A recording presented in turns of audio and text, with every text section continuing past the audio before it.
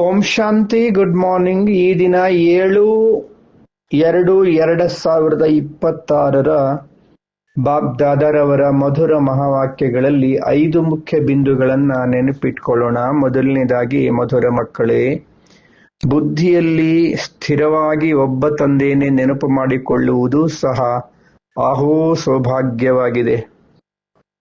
ಎರಡನೇದು, ಯಾವ ಮಕ್ಕಳಿಗೆ ಸೇವೆಯ ನಶೆ ಇದೆಯೋ ಅವರು ತಮ್ಮ ಬಾಯಿಂದ ಜ್ಞಾನವನ್ನು ಹೇಳದೆ ಇರಲು ಸಾಧ್ಯವೇ ಇಲ್ಲ. ಮೂರನೆಯದು, ಬಾಬಾರವರು ಕೊಟ್ಟಿರುವ ಜ್ಞಾನದ ಖಜಾನೆಗಳನ್ನ ಬುದ್ಧಿರೂಪಿ ಜೋಳಿಗೆಯಲ್ಲಿ ತುಂಬಿಕೊಳ್ಳಬೇಕು. ಜ್ಞಾನ ಧನವನ್ನ ದಾನ ಮಾಡಲು ಸದಾ ಉತ್ಸುಕರಾಗಿರಬೇಕು. ನಾಲ್ಕನೆಯದು, ಸತ್ಯತೆಯ ಮಹಾನತೆಯ ಮೂಲಕ ಸಂತೋಷದ ಉಯ್ಯಾಲೆಯಲ್ಲಿ ಉಯ್ಯಾಲೆಯಾಡುವಂತಹ ಅಧಿಕಾರಿ ಅಥಾರಿಟಿ ಸ್ವರೂಪರಾಗಿರಿ.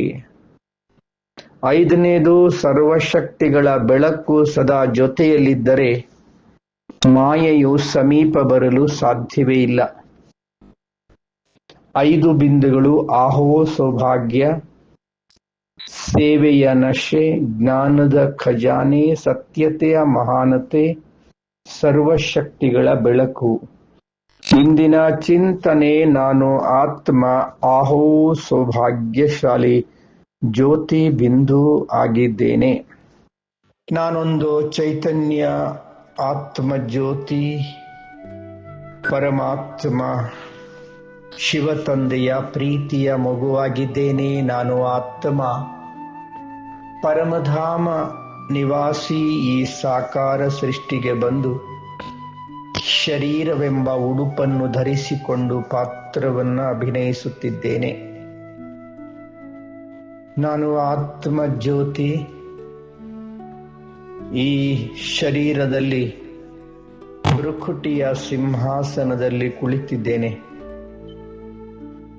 ನಾನು ಆತ್ಮ. ನನಗೆ ಈಗ ಈ ಪುರುಷೋತ್ತಮ ಕಲ್ಯಾಣಕಾರಿ ಸಂಗಮ ಯುಗದಲ್ಲಿ ಸರ್ವಶ್ರೇಷ್ಠ ಸತ್ಯದ ಅರಿವು ಜ್ಞಾನ ನನಗೆ ಸ್ವಯಂ ತಂದೆ ಶಿವ ಬಾಬಾರವರಿಂದ ಪ್ರಾಪ್ತಿಯಾಗಿದೆ.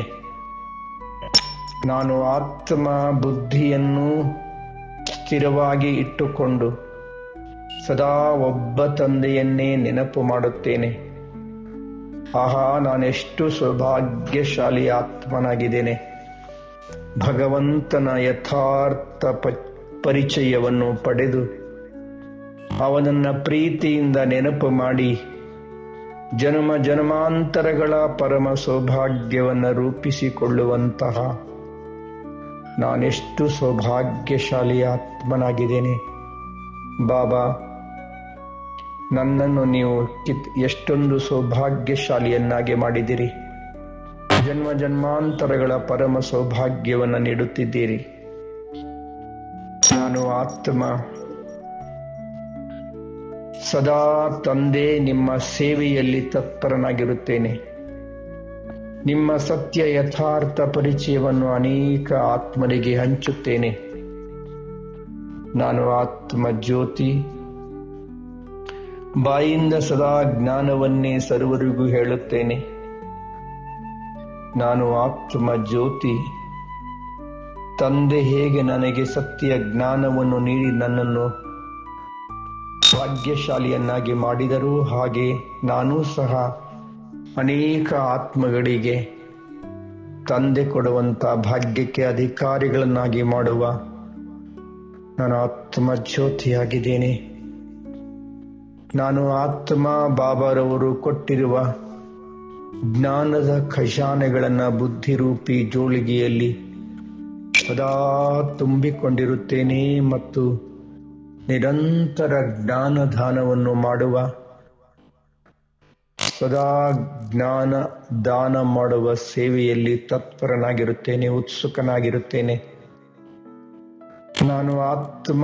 ಸತ್ಯತೆಯ ಮಹಾನತೆಯ ಮುಖಾಂತರ ಸದಾ ಸಂತೋಷದ ಉಯ್ಯಾಲೆಯಲ್ಲಿ ಉಯ್ಯಾಲೆಯಾಡುವಂತಹ ಅಧಿಕಾರಿ ಆತ್ಮನಾಗಿದ್ದೇನೆ.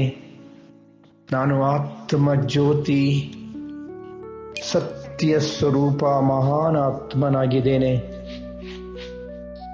ಸದಾ ತಂದೆಯ ನೆನಪಿನಲ್ಲಿ, ತಂದೆಯ ಮಡಿಲಿನಲ್ಲಿ, ಖುಷಿಯ ಸಂತೋಷದ ಉಯ್ಯಾಲೆಯಲ್ಲಿ ಉಯ್ಯಾಲೆಯಾಡುವಂತಹ ನಾನು ಭಗವಂತನ ಪ್ರೀತಿಯ ಮಗುವಾಗಿದ್ದೇನೆ.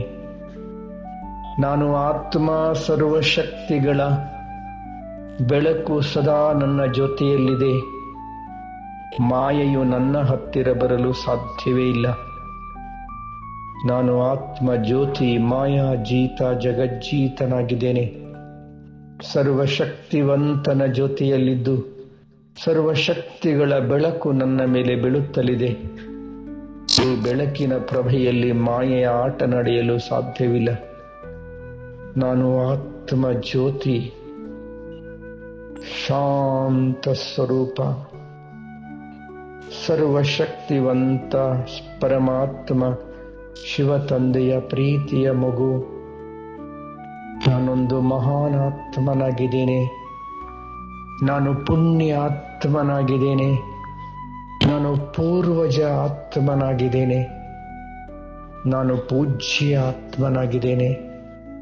ನಾನು ಶಕ್ತಿಶಾಲಿ ಆತ್ಮನಾಗಿದ್ದೇನೆ.